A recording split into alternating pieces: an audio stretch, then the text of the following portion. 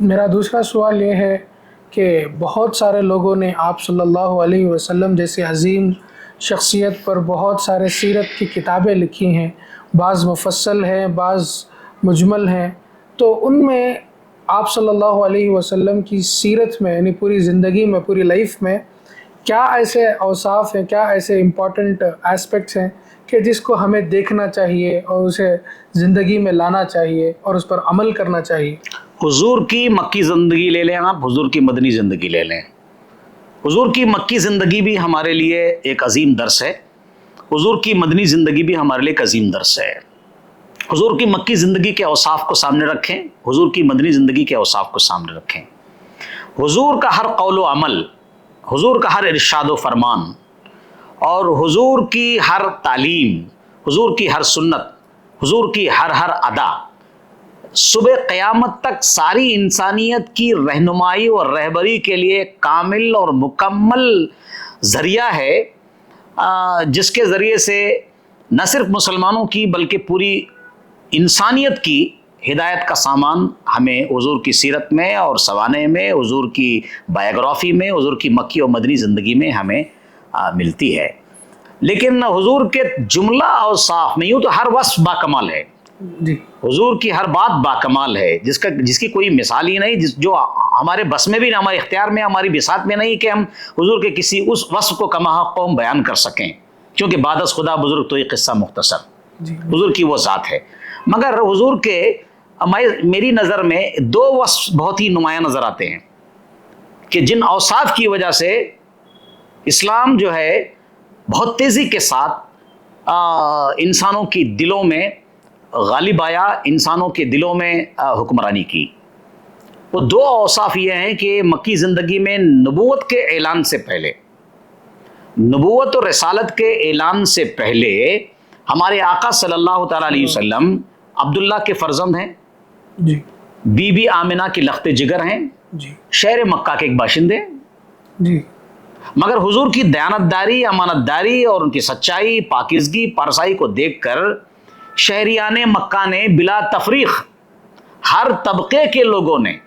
اس میں قبائل کے سردار بھی تھے، رؤسائے شہر بھی تھے، غالی اور کنیز باندی غلام بھی تھے، اور اہل قریش بھی تھے، اہل مکہ میں تمام شہریان مکہ بلا تفریق جو ہیں حضور کی دیانت داری، ان کی امانت داری، ان کی پارسائی، پاک بازی، ان کے اوصاف حسنہ، ان کے اخلاق جمیلہ کو دیکھ کر بیک زبان سب نے یہی تو کہا تھا، محمد امین ہیں، محمد صادق ہیں صلی اللہ علیہ وسلم۔ عام زندگی میں عام زندگی میں اعلان نبوت سے پہلے کی بات ہے یہ۔ جی، جی، حضور نے ابھی میں نبی ہوں، میں رسول ہوں نہیں بتایا ہے، نہ اس کا اظہار و اعلان فرمایا ہے، مگر اس دور میں آپ دیکھیے شہر مکہ کا ہر فرد، اس میں عورتیں بھی ہیں، مرد بھی ہیں، امیر بھی ہیں، غریب بھی ہیں، قبائل کے سردار بھی ہیں، عام شہریان مکہ بھی ہیں، سب حضور کو امین کہہ رہے تھے، صادق الامین کہہ رہے تھے کہ آپ سچے ہیں اور آپ امانت دار ہیں۔ تو یہ وہ وصف عظیم ہے حضور اکرم صلی اللہ علیہ وسلم کا اعلان نبوت سے پہلے، کہ جس نے جو ہے اسلام کی ترویج و اشاعت میں آگے چل کر ایک بنیادی نمایاں امتیازی کردار ادا کیا ہے۔ اور دوسرا وصف میری نظر میں کہ اعلان نبوت کے بعد ہے کہ فتح مکہ کے موقع پر تمام خون کے پیاسے جنہوں نے صحابہ کو قتل کیا تھا، شہید کیا تھا، جنہوں نے حضور کے دندان مبارک کو شہید کیا تھا، حضور کے چہرے انور کو زخمی کیا تھا، اور حضور پر صحابہ پر نہ جانے کتنے مظالم ڈھائے تھے، فتح مکہ کے موقع پر جو ہے مسلمانوں کے ہاتھ میں اختیار بھی تھا، تلوار بھی تھی اور حکمرانی بھی تھی، اور مکمل شہر مکہ جو ہے ان کے قبضے و اختیار میں تھا۔ اس کے باوجود حضور اکرم صلی اللہ تعالیٰ علیہ وسلم نے کیا اعلان فرمایا؟ لا تثریب علیکم اليوم فاذهبوا انتم الطلقاء، جاؤ آج، no blame upon you, you are free, I don't take any revenge from you, میں تم سے کوئی بدلہ نہیں لیتا، میں تمہیں معاف کر دیتا ہوں۔ پہلے سوال کا جواب آج جوڑا، وہ نبیوں میں رحمت لقب پانے والا، مرادیں غریبوں کی برلانے والا۔ تو حضور اکرم صلی اللہ تعالی علیہ وسلم نے بلا تفریق تمام قاتلوں کو، ستمگروں کو، جفا پیشہ لوگوں کو، بربریت میں ڈوبے ہوئے لوگوں کو، جو سب کے سب حضور کے سامنے کھڑے تھے، اختیار تھا آپ کو، بیک زبان آپ کہہ سکتے تھے کہ ان کو مار ڈالو، ان کو جیل میں ڈال دو، ان سے بدلہ لو، مگر حضور نے ایسا نہیں کیا۔ حضور نے فرمایا نہیں، آج تم پر کوئی الزام نہیں ہے،